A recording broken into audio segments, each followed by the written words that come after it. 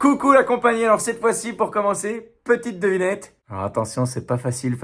Concentration. Qui a dit La Wallonie peut devenir un modèle à suivre. Eh non, ce n'est pas Gollum, c'est l'autre. Alors oui, je sais, j'en parle toutes les semaines de ce gars, mais en même temps, c'est pas de ma faute, hein. Au buffet de la connerie, Di Rupo est dans tous les plats. À se demander s'il le fait pas exprès de dire de la merde toutes les semaines pour finir dans ma chronique. Du coup, cette fois-ci, j'y vais à fond.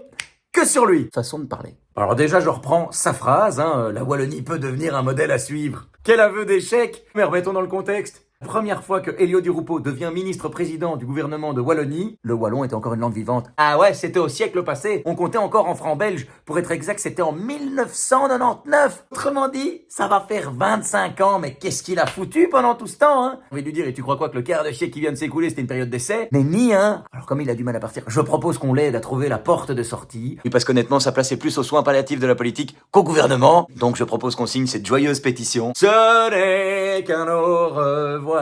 Omi, ce n'est qu'un au revoir. Alors vous allez me dire que j'exagère? Pas du tout. Je vous donne l'exemple de la semaine. L'autre jour en interview, il a déclaré en parlant du budget, je cite, Si je retire tout ce qui est exceptionnel, le budget est à l'équilibre.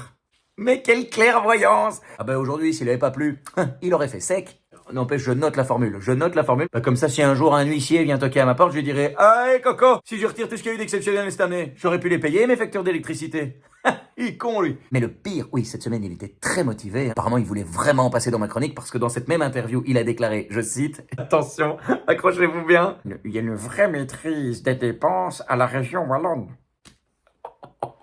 Déjà, chapeau, non, soyons honnêtes, il a du mérite. Il a réussi à faire une phrase avec les mots maîtrise, dépenses et région wallonne. Ah, là, normalement, avec ces éléments-là, c'est un camoulox. Oh, fallait oser la sortir, celle-là, quand même. Ah, bah, moi, à un propos pareil, je ne peux répondre que par du Dickeneck. Quelle clette se paye, trou du cul de merde, va. Bip!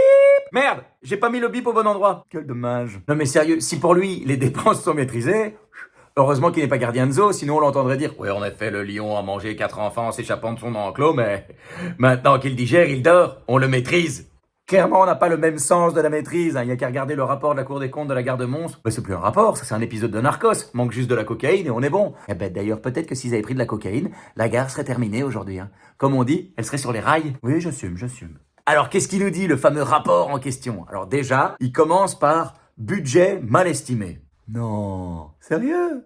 Allez, bah à la base ça devait être une passerelle pour 37 millions d'euros, ce qui est déjà pas mal. Et finalement la passerelle c'est devenu une gare, et les 37 millions sont devenus 332 millions. Tu la sens la maîtrise là? Comme je l'avais déjà dit à l'époque, une fois de plus niveau budget, on s'est fait léser avec un B majuscule. D'ailleurs je propose qu'on ajoute ça dans la pétition pour dégager du Rupo. Ben qui rembourse la différence. M'explique. Parce qu'à l'époque, quand ils ont choisi l'architecte, de 1, d'après la Cour des comptes, le concours était truqué, et de 2, d'après un article de la RTB, qui était le fameux président du jury, je vous le donne en mille, c'était ce bon vieux Fossilman. Au festival de la honte, Di Rupo, il est sur la main stage avec son tube Modèle à suivre. sorti sur le label Faillite pour les nuls. Allez, à l'image de la Garde-Monstre, cette chronique n'a pas de fin. Alors, est pas belle la vie?